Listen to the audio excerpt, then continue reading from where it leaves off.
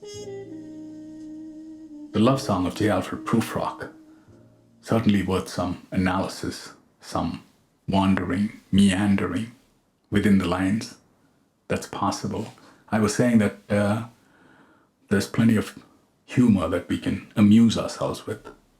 For the reading of the poem, I had to situate myself in a town to get into it, so I listed a number of them, qualifying that it has to be old, it has to be a coastal town, it has to have great sunsets, big sky, coffee houses from another age, apartment buildings leading up to a square, cobblestone streets, and the city I came up with was Oran, Algeria. Never been there myself, but have heard enough stories. Eliot wrote this when he was 23. He was still a student. So much style, so hip. Yeah, I'm of the opinion that he was fooling around, with some lines, dealing with some entanglements of a romantic kind, and the creative spirit gets awakened. He might have been meditating, picturing an alternative life. Results in the creation of J. Alfred Prufrock. And so here we are. What are those first few lines in Italian? Well, they're from Dante's Divine Comedy. If somebody were to ask me, what is the quick, short version of Dante's Divine Comedy, I'd say it's about this guy who won this mystery prize at some local fair. He had won a trip, a return ticket, a tourist visa, and a guide to the afterlife. And so he goes on this trip with great curiosity and begins to meet all the dead people from his life as well as, from centuries past.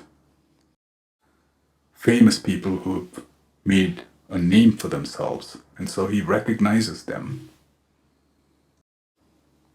His first stop is the Inferno, or hell as we know it,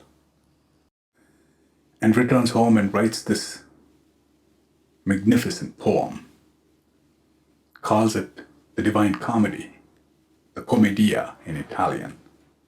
But why title it a comedy? Because it's full of dark, ironic humor on sin and punishment. We should park Dante. Let's go through a few lines that are really interesting. All of them are interesting, but we'll pick. For example, I like this one. Slipped by the terrace, made a sudden leap, and seeing that it was a soft October night, curled once about the house and fell asleep. I think Prufrock, in his single life, he's got a cat for company. He's walking home from a coffee shop. He lives on the 3rd floor. The window is open. It's got a view of the sea. It's the window that his cat gets in and out of, and he can see the cat getting in. He's heading home, and she's keeping watch. Yeah, if you have a pet cat, you probably know what I'm saying. Eliot loved cats, and of course there's much research you can do on that, endless research.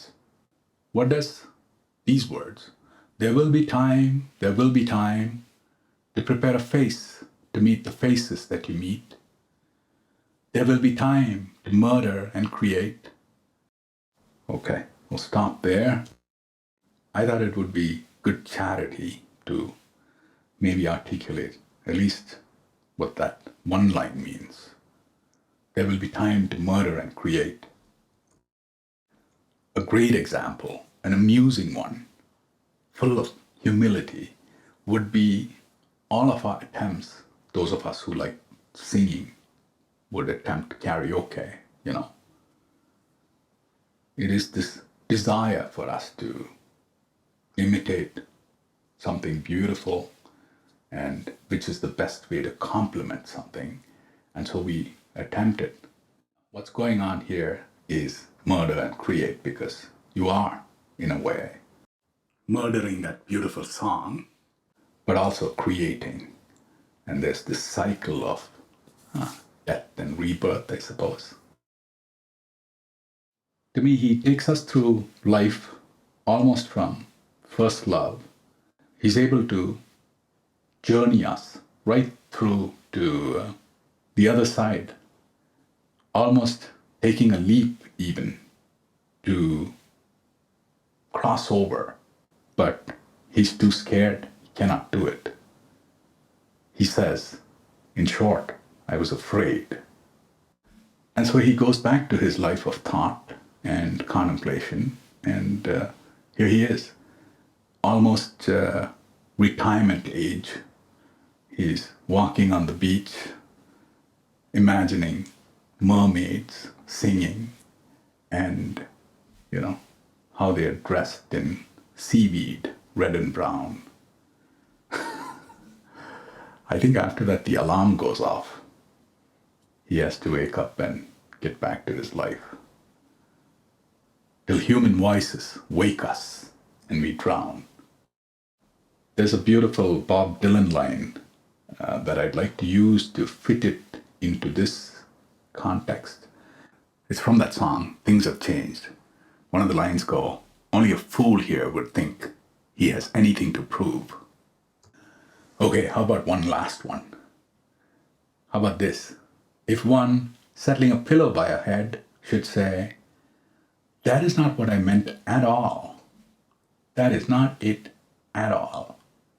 One of my favorite lines from the poem. It talks about the human species and communication, misunderstandings.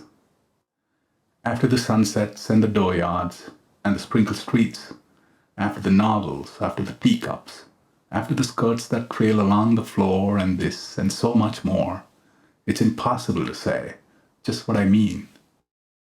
We'd have to ask ourselves, is it failure of this instrument language that we're not able to use it, to properly communicate?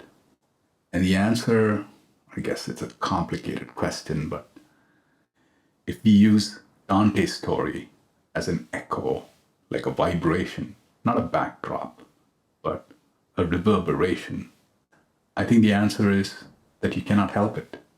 There's nothing you can do. The only thing you can do is operate in good faith and not worry about the rest. It should take care of itself. Diplomacy, negotiations, to avoid military conflicts. Is there a lack of skill, talent from our diplomats?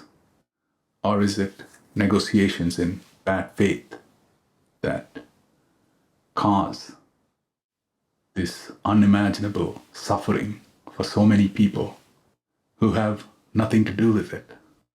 The lines from Dante's poem is about this character, Guido da Montefeltro, this commander of some sort who was operating in bad faith. He would say in his defense, no, I was just listening to my boss, taking orders, doing my job. What do you call this situation? A diabolical situation?